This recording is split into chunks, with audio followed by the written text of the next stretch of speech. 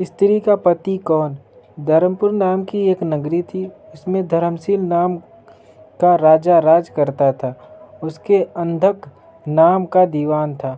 एक दिन दीवान ने कहा, महाराज, एक मंदिर बनवाकर देवी को बिठाकर पूजा की जाए तो बड़ा पुण्य मिलेगा।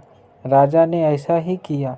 एक दिन देवी ने प्रसन्न होकर उससे वर मांगने को कहा। राजा के कोई संतान नहीं थी। उसने देवी से पुत्र मांगा। देवी बोली, अच्छी बात है, तेरे बड़ा प्रतापी पुत्र प्राप्त होगा। कुछ ही दिन बाद राजा के एक लड़का हुआ। सारे नगर में बड़ी खुशी मनाई गई। एक दिन एक धोबी अपने मित्र के साथ उस नगर में आया।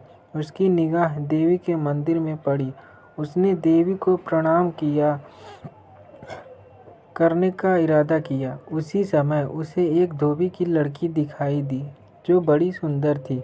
उसे देखकर वह इतना पागल हो गया कि उसने मंदिर में जाकर देवी से प्रार्थना की, हे देवी, ये लड़की मुझे मिल जाए।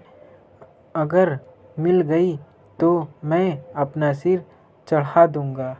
इसके बाद वह हर घड़ी बेचैन रहने लगा। उसके मित्र ने उसके पिता से सारा हाल कहा। अपने बेटे की यह हालत देखकर वह लड़की के पिता के पास गया और उससे अनुरोध करने पर दोनों का विवाह हो गया। विवाह के कुछ दिनों बाद लड़की के पिता यहाँ उत्सव हुआ। इसमें शामिल होने के लिए न्योता आया। मित्र को साथ लेकर दोनों चले। रास्ते में उसी देवी का मंदिर पड़ा तो लड़के को अपना वादा याद आ गया। उसने मित्र और स्त्री को थोड़ी देर रुकने को कहा और स्वयं जाकर देवी को प्रणाम करके इतने जोर से तलवार मारी कि उसका सिर धड़ से अलग हो गया। देर हो जाने पर जब उसका मित्र मंदिर के अंदर गया तो देखता क्या है कि उसके मित्र का सिर धड़ से अलग पड़ा है। उसने सोचा कि यह दुनिया बड़ी बुरी है। कोई यह तो समझेगा नहीं कि इसने अपने आप शीश चढ़ाया है। सब यही कहेंगे कि इसकी सुंदर स्त्री को हड़पने के लिए मैंने इसकी गर्दन काट दी। इससे कहीं मर जाना अच्छा है। यह सोच उसने तलवार लेकर अपनी गर्दन उड़ा दी। उधर बाहर खड़ी स्त्री हैरान हो गई तो वह मंदिर के भीतर गई। देखकर चकित रह गई। सोचने लगी कि दुनिया कहेगी कि यह बुरी औरत होगी, इसीलिए दोनों को मार दिया।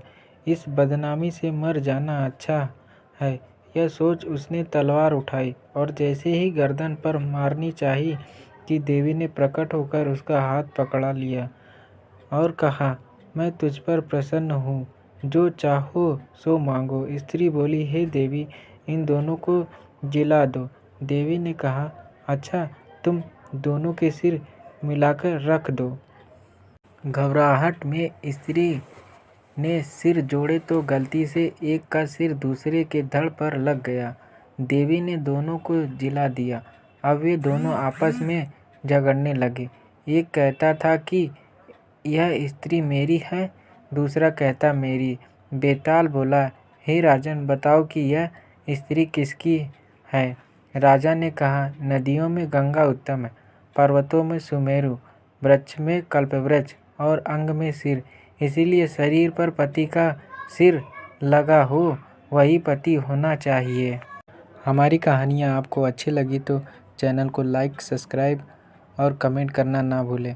और कमेंट में आगे की कहानी के लिए ज़रूर कमेंट करें।